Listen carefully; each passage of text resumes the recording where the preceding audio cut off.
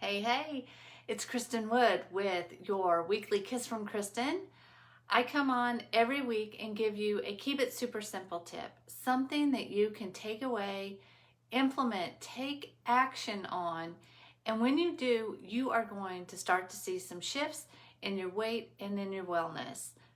And that's what we all want. So I want you to keep it simple. Don't make this process difficult. And today I want to ask you, how often are you thinking about inflammation? I know for me, inflammation was just like a cut on my finger, scrape on the knee. It was an external thing. I never gave any consideration to internal inflammation. And it's the internal inflammation that we get that grows and grows, and that's where lifestyle diseases come from. And nobody's got time for a lifestyle disease. So if you're not thinking about internal inflammation, I want to open your eyes to it. And when you're aware, that gives you a better platform to make a better choice.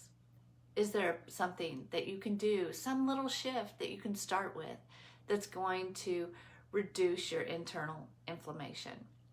So today, I want to share 8 different areas of your diet that you could decide to make a choice to make a shift. It doesn't have to be the whole change. It can be just a small section in one or all of these 8 areas, and that one little shift is going to grow. And when you feel good with that and you realize that you're feeling different, you're going to be more open to making a bigger change or another choice. It can still be a small choice, but you're going to be open to making more choices. And we want to reduce this chronic internal inflammation that is leading us to weight gain. It's leading us to the lifestyle diseases such as stroke, heart disease, cancer, arthritis. We don't have time for that. So what can you do? What are the little shifts that don't feel like I'm going to miss out on everything that I've loved and everything that makes me feel comfortable? Little shifts is what I'm talking about. Little shifts that add up and grow. So let's talk about the first one. The first area that you can make a change, a better choice in, is eliminating or at least reducing the refined and processed foods that you add into your diet. Now this is number one because it's seriously number one. You can make all the other changes in all the other areas and it's not going to add up and compensate for the damage that we do by having the refined and processed foods in our diet. So the first one is, if not eliminating, at least start reducing. And that looks like just picking one thing and getting rid of it this week. And next week, maybe there's another thing you find a substitute for and get rid of.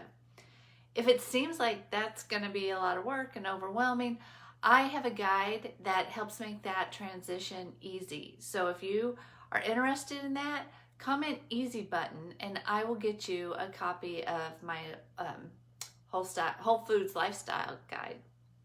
The second area is focusing on fresh produce. And a fun little game that you can play around this is all the colors of the rainbow. You want to eat them all. So play a game with yourself.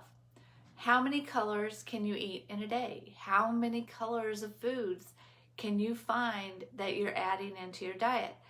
I know when I grew up, it was like, eat your greens, eat a green vegetable every day. But there's so many other colors. You don't want to miss out on any. So play a game.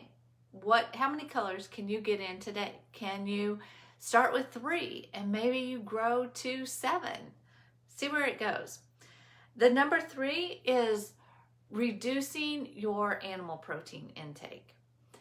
This doesn't mean reducing protein intake, it just means reducing animal protein. So that means you're going to increase the plant protein that you're taking in. The fourth area is olive oil for cooking. Paying attention to the fats that you're cooking with and making sure that you're picking a quality fat. And fats aren't bad. It's just you want a quality fat. Number 5 is omega. Are you getting omega in your diet? This is one where I don't get it through my diet. I know I'm not going to get the proper omega amounts through my diet, so I do supplement with omega. And a lot of people are doing that, supplementing their omega. I would caution you to make sure you are supplementing with a quality product. I know several years ago I had a natural doctor that I was working with, and he suggested that I use omega, and he had one that he promoted, and I used it for a while, but then I was like, this is someplace I can cut corners and just go find the cheapest omega out there on the market. They sell it at every store, so I'll just find something cheaper. I don't know about you, but I cannot stand that burpy fish flavor after I have an omega pill. If that is happening for you, what I have since found out is it's not just a burp. That burp means that the fish oil that you're taking in is rancid. I find that disgusting. So I switched to a quality omega. I never have a burpy aftertaste of fish. If that is a reason that maybe you don't have a consistent practice of taking omega, reach out, and I'm happy to share the omega that I take. It's just really nice to not have to deal with that burpy aftertaste. So if you're interested in that, just comment omega, and I will I'll get you information on what I'm using, or go try something else, just anything else, and see if you can get away from that, because nobody wants rancid omega in their body. 6 is spices. There are spices that are going to help reduce the internal inflammation. Those are turmeric, ginger, and some green teas are going to help with that as well. Number 7 is carbs. Go with carbs that are easy to digest. We need carbs. If you're a keto fan, I don't mean to offend you, but carbs are not everyone's enemy. But you do want to go with a carb that takes longer to digest. And these are going to be the carbs that you get from fruits and vegetables, from beans, whole grains, but not anything that's not white. You want to stay away from the white carbs for sure.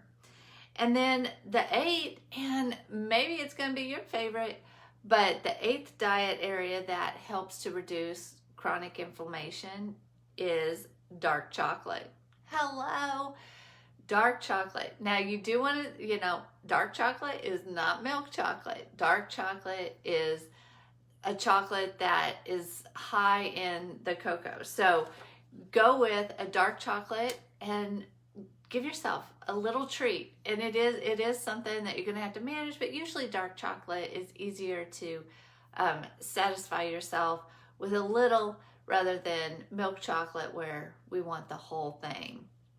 So what area can you start making a choice in, a better choice, just a small choice?